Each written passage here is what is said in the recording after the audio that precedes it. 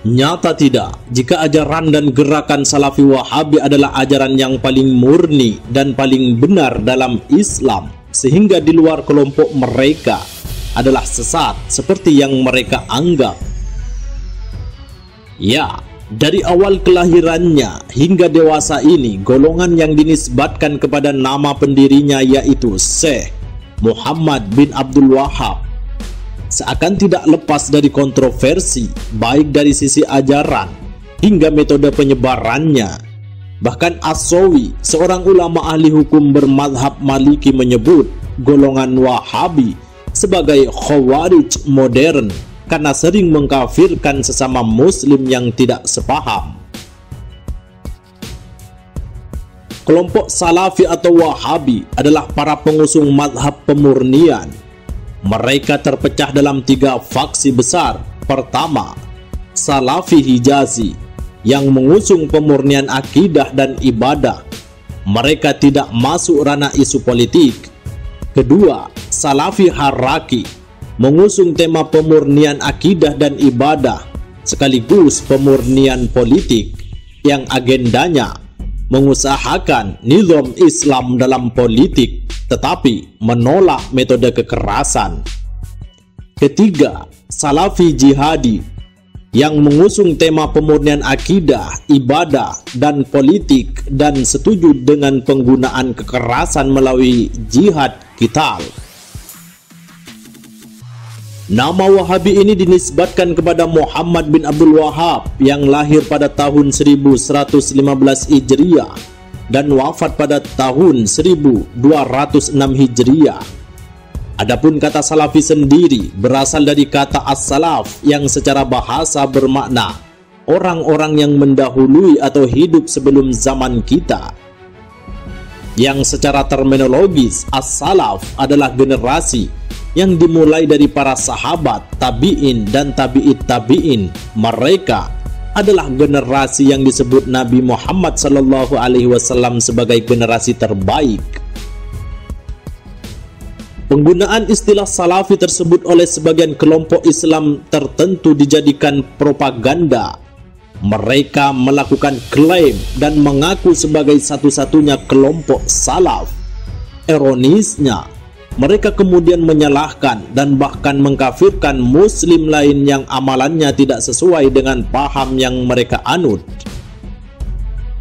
Mereka menganggap sesat terhadap umat muslim lain yang dianggap melakukan perbuatan bid'ah, semisal ziarah kubur. Mereka tuduh sebagai perbuatan syirik. Setidaknya ada 2 faktor penyebab kemunculan kelompok seperti Wahabi.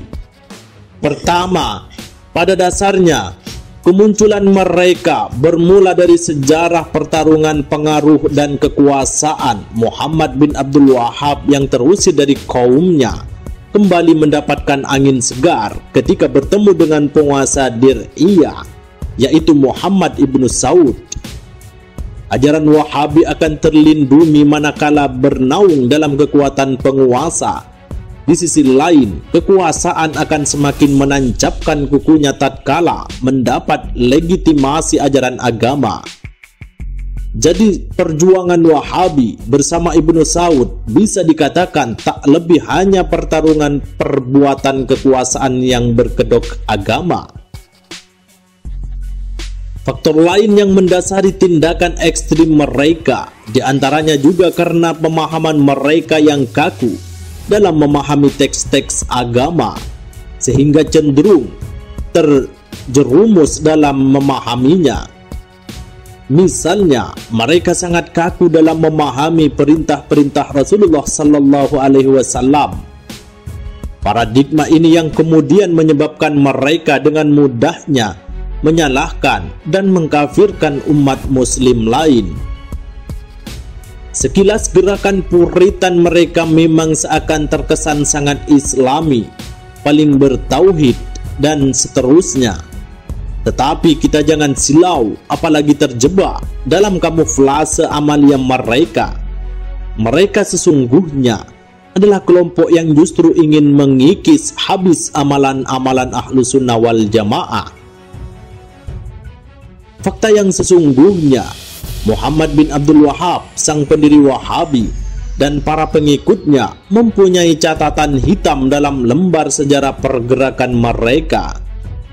Orang-orang yang suka tawasul, ziarah kubur, dan sebagainya dinilainya sebagai ahli bid'ah, kafir, dan syirik. Karena itu, darah mereka dianggap halal. Dalam prakteknya, kelompok Wahabi tak segan-segan membunuh orang yang dianggap kafir itu. Kemudian hartanya diambil sebagai harta rampasan. Bahkan seorang hakim, Utsman bin Muammir, dibunuh di dalam masjid usai salat Jumat. Tidak hanya itu, istananya juga dihancurkan oleh Muhammad bin Abdul Wahab dan para pengikutnya. Sejarah telah membuktikan betapa kejam perilaku Wahabi dalam menyikapi perbedaan dalam agama Islam. Tahun 1216 Hijriah, Wahabi memasuki daerah Karbala untuk misi dakwahnya. Bukan berdakwah, tapi memerangi penduduk setempat karena dianggap melawan ajarannya. Mereka dengan sadisnya menghabisi orang-orang di pasar-pasar dan rumah-rumah. Hampir 1000 penduduk mati di tangan Wahabi, hartanya pun juga dikuras. Di tahun yang sama, kota Makkah juga menjadi sasaran empuknya. Pasukan Abdul Aziz dan Utsman, salah satu tokoh Wahabi, memasuki Makkah tanpa peperangan. Namun meski masuk dengan damai, mereka juga masih memerangi penduduknya. Mereka mendatangi penduduk dari rumah ke rumah untuk dibunuh dan diambil hartanya. Mereka menetap di Makkah selama 20 hari karena sibuk menghancurkan masyhad-masyhad dan kubah-kubah makam setiap harinya. Tak ada satupun masyhad dan kubah yang tersisa. Semua diratakan dengan tanah. Kubah makam memang salah satu bangunan yang dinilai bid'ah oleh Wahabi. Sehingga pada dasarnya ajaran Muhammad bin Abdul Wahab, dedengkot Wahabi ini, ketika itu banyak ditentang oleh umat Islam. Ayahnya sendiri pun, Syekh Abdul Wahab, juga menentang keras ajaran yang dikembangkan anaknya tersebut. Konon ia sudah mempunyai firasat buruk terhadap anaknya itu, yang ditengarai akan membawa kesesatan dan kerusakan pada umat. Kakak kandungnya, Sulaiman bin Abdul Wahab, juga masuk di barisan utama penentang ajaran Muhammad bin Abdul Wahab yang sekarang dianut oleh kelompok Salafi Wahabi. Wallahu a'lam bissawab.